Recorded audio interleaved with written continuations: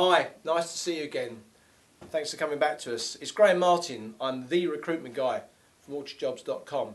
Today I'm going to talk to you about the kind of questions that you are going to be asked by an interviewer. Now, I can't guarantee I'm going to get every single question down, but I'm going to give you the kind of themes and things to be ready for. But before I do that, in my last video blog I was talking a lot about body language and how to behave in an interview. And I forgot to say a couple of really important things, so I hope you don't mind. Can I say it now? Firstly, don't mumble in an interview. If you're inclined to talk down, hold your head up and direct your responses directly at the interviewer, and don't mumble. Make sure you're clear. The other thing is, I wouldn't necessarily doodle in your book, in your notepad, because it can kind of imply that you're not actually interested. That may not be the case. A lot of people doodle as a way of getting focus and concentration, but remember, perception is all. You've got to think about how you're coming across. So let's get back to the subject for today, which is the kind of questions that you are likely to be asked and how you can respond, because really, for me, the interview is a two-way thing. And yeah, you're asking them questions, they're asking you questions, but you've got to think about your responses. Now, we've heard it before 100 times. Strengths and weaknesses. Employers will continue to ask this, and it's not that they're trying to trip you up, they're not trying to find you out, but they do want to know where you're really good and maybe the areas that you need to develop, because they might still hire you even though you may not be, let's say, the fastest typist under the sun, but you might be accurate and you're prepared to go to college to improve. So don't avoid answering the questions. Please don't lie. And don't be boastful. If they say, what are your strengths, give them the key bullet points, but don't necessarily give them a huge list. They'll probably pick up other bits and bobs later on. So just think about giving clear information in return. They're probably going to ask you, why do you want to work for our company?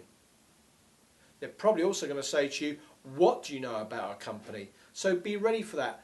Do your research. Make sure you know as much as you can about the business. And when it comes to why do you want to work for our company, don't have a cheesy response because I want to work for the best. Give them some honest answers. If you're interested in a particular sector or a certain kind of role, expand upon it. Explain you've done the research. You might just be looking for a job, and if that's the case, well, maybe you're looking to join this company because it's convenient, because you've got friends that work there, because you've heard they're good employers. Be honest with people. Don't make stuff up. They'll also ask you about your achievements. And what you managed to do in terms of adding value at the previous company. So have that ready. Again, don't be boastful, but particularly if you're in an environment where you've been involved in sales or maybe production or you've improved the systems, make sure you've got that information ready. If you're going for a sales role, you've probably heard about a brag sheet, and I think you should have that ready, and it shows all your sales achievements, what you've accomplished, any awards you've got, any bonuses you've managed to achieve. And make sure that if you are involved in an artistic or a media related role, you take a portfolio of your work to show the employer.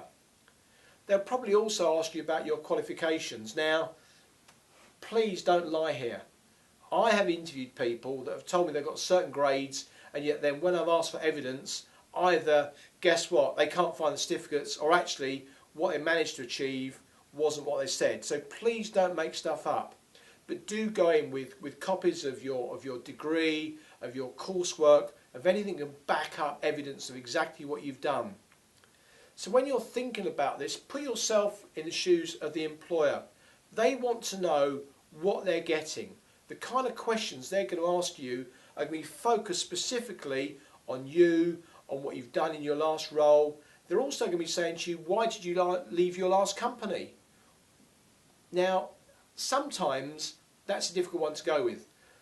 In my humble opinion, I would suggest you don't lie. If you were sacked, explain you were sacked, explain the situation. Don't dress it up. Just be honest about it. Because if you're honest about it, you haven't got to worry about it afterwards. If they don't hire you because they don't like the reason that you left the last company, well, guess what? Somebody else will. But I'd hate to feel that you make something up, they then find the real reason because they get a reference, and guess what? You've lost your job. So please, please, be very, very careful. Don't make stuff up.